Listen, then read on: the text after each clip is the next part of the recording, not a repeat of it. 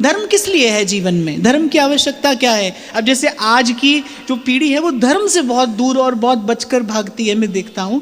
धर्म की जीवन में आवश्यकता क्या है, क्यों चाहिए जीवन में धर्म। बड़ा सीधा सा उदाहरण मैं आपको देता हूं।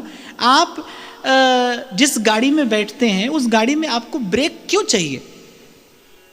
अब गाड़ी कोई ब्रेक लगाने के लिए तो नहीं खरीदता है, खरीदता तो चलाने के लिए है।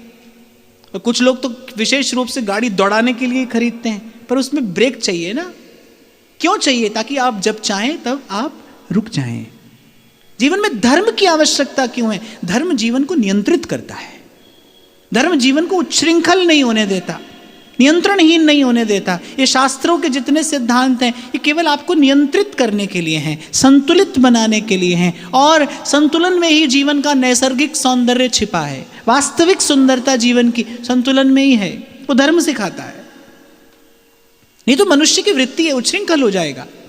अगर आपके जीवन में धर्म नहीं होगा, अनुशासन नहीं होगा, तो आप देखेंगे देखते ही देखते आप उच्छृंखल हो जाएंगे। नारद भक्ति सूत्र में नारद जी कहते हैं जो दुर्गुण होता है वो जीवन में तरंग की तरह आता है, बहुत हल्का सा, नन्हा सा, और बोले देखते ही देखते उस समुद्र का विशाल रूप धारण कर लेता है, वो लपेट लेता है आपको, आप लिपट जाते हैं उस दुर्गुण में और फिर बाहर आने का मार्ग नहीं सूझता। धर्म आपको सावधान रखता है। तो कहते हैं कि जितने शास्त्र पुराण हैं इनका विचार मैंने किया है, क्योंकि इनका विचार किए बिना वास्तविक सत्य समझ में नहीं आता। और इन सब शास्त्रों के सिद्धांतों का एक तात्पर्य है, जहां लगी साधन वेद बखानी,